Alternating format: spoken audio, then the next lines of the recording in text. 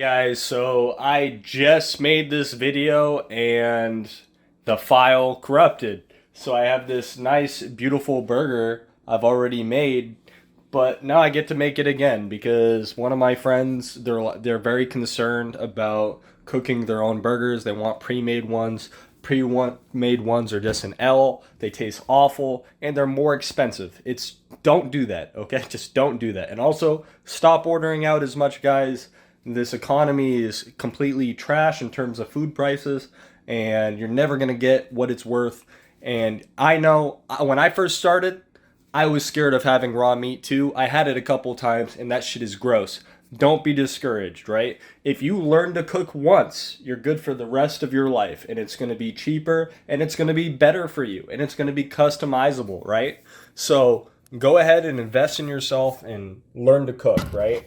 And how I'm telling you to cook today is the easy way to cook. You're not going to mess this up. I made it in such a way where you can't make the food raw. You can maybe overcook it a little bit, but if you watch the video and you pay attention, you're not going to overcook it either. So we're going to get right into it. I already made this video, but we're going to make it again, and I'm not even going to eat this second burger because I'm full. But starting out, once again,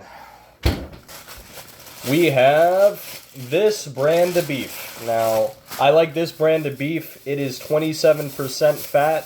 When it comes to beef, more fat is good. It makes it taste better. The 10% isn't going to taste as good. Shoot for 20% if it's available. I think this is 27%. If I find the exact beef, I'll put the link in the description. Also, non-stick pans are a godsend. I just washed this because I just used this. That's water. But this is a microwave safe pan. Get yourself a big microwave safe pan. That way you'll have no mess. This is the only thing I ever need to clean. Because again, laziness is the name of the game here, right? I'll put this in the description or an acceptable substitute. All you need is a big non-stick oven safe pan. That's my only recommendation. You can get them pretty cheap too if you play your cards right. Now, for beef, right? You do not need to make the patties thicker, especially you as a novice cooker. Do not make these patties thick. What you want to do is get enough and make a ball. It should be the size of your palm, about that big, right? And then you take this and you're going to smush it to the pan. You can get one of those smash burger things. I just use my palm because my palm is fine. And you just smash it, right? And this is going to be for one sandwich. Because you're going to have thin patties, you're going to want two of them. Unless you don't, and then you want one, that's fine too. But for me, that's too much bread for such little beef. But again, right, I get about that much beef. Should fit in the center of your palm. Funny enough, it scales to how big you are. So if you're a big guy, you might have a bigger palm than me. That's fine. If you're a little girl, you might have less. But that's about as much as I do right there, right? And then we're going to take that, we're going to smash it down, right? And I'm going to wash my hands so I don't cross-contaminate everything.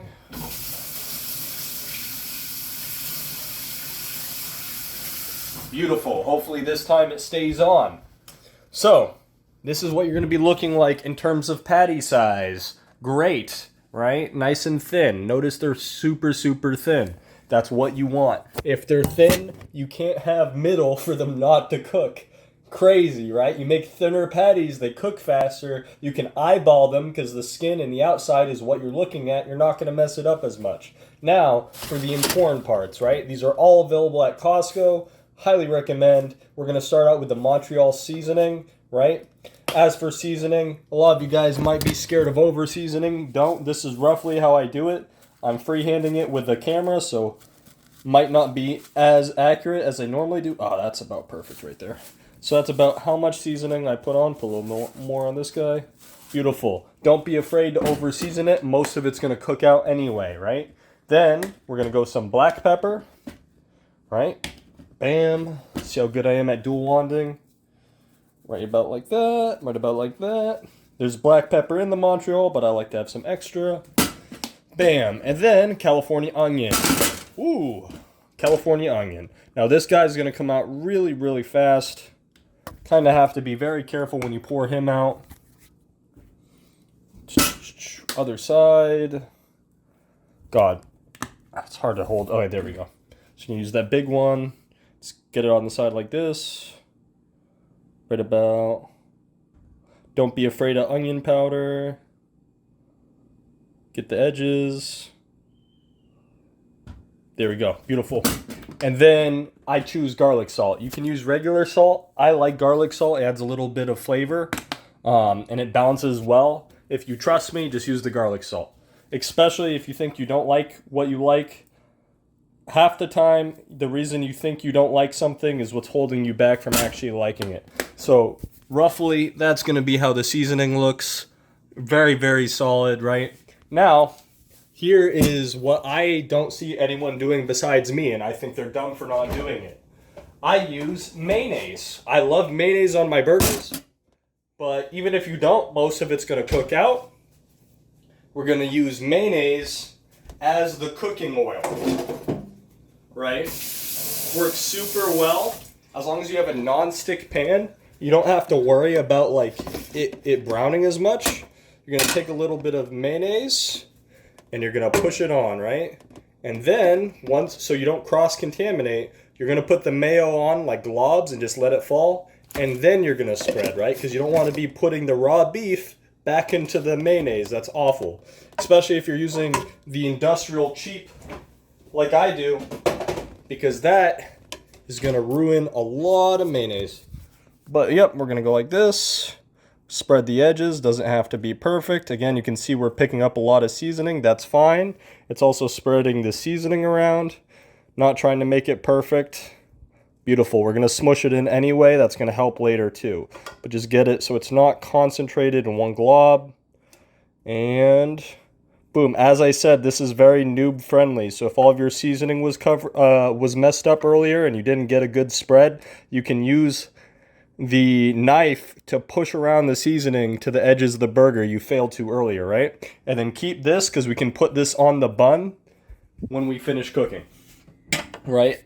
I like to have a plate set aside. If you're like me though, you put it aside like that on the plate. And then as for cheese, I really, really like shredded mozzarella and shredded cheddar, right? Super easy.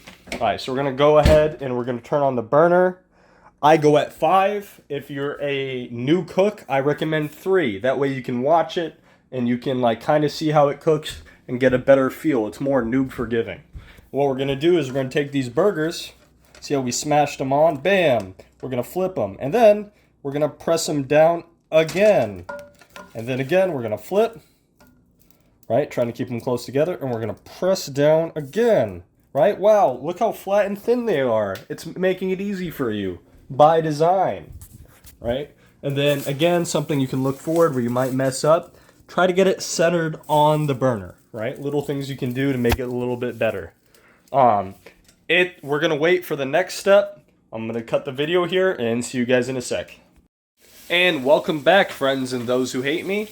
So, again, we're going back.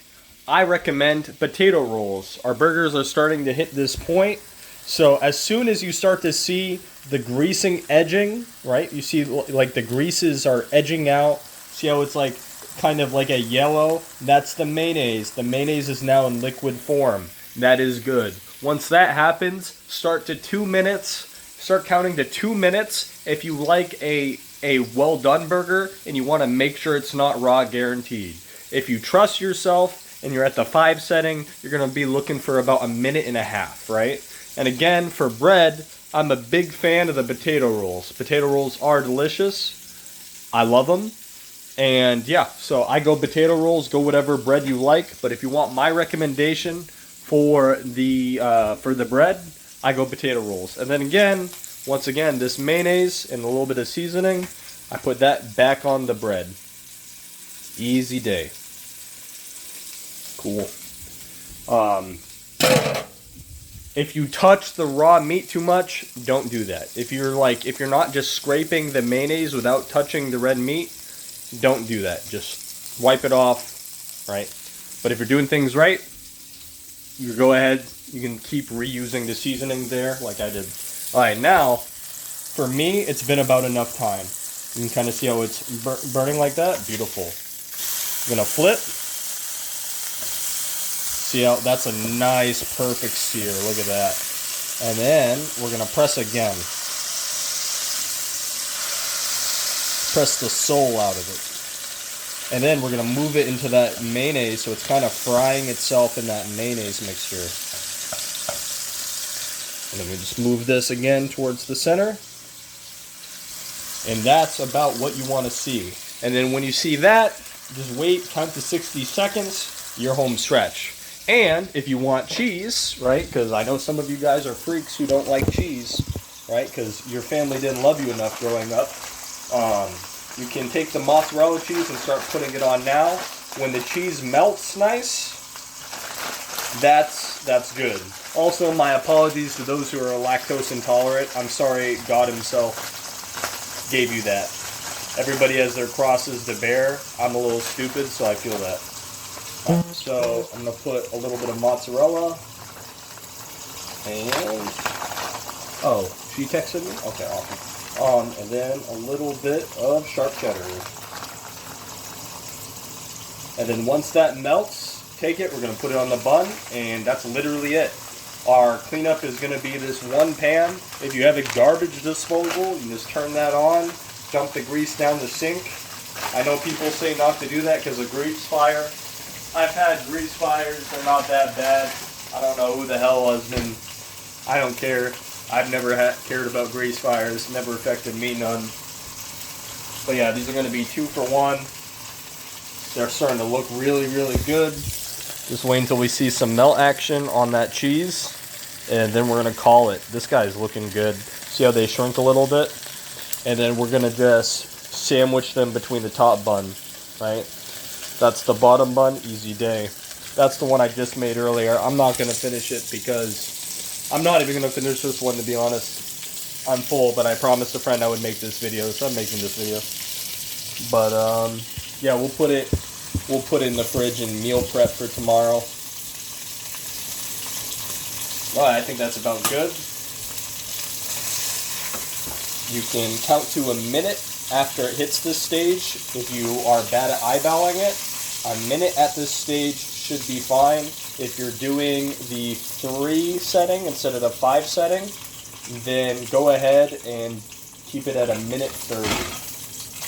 Okay, we're going to dump this down the sink.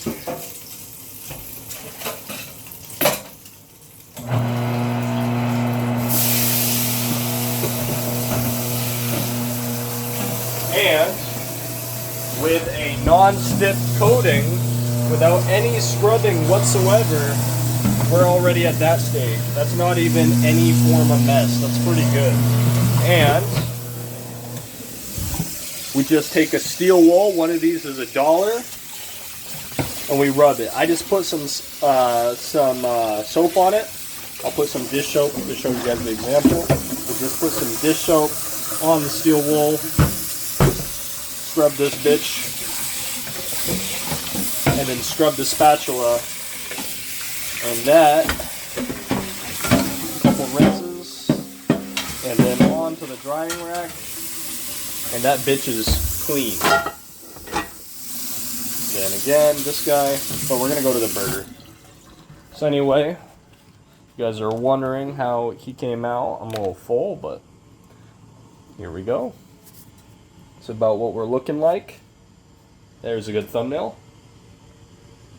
And then, solid. Good luck, guys.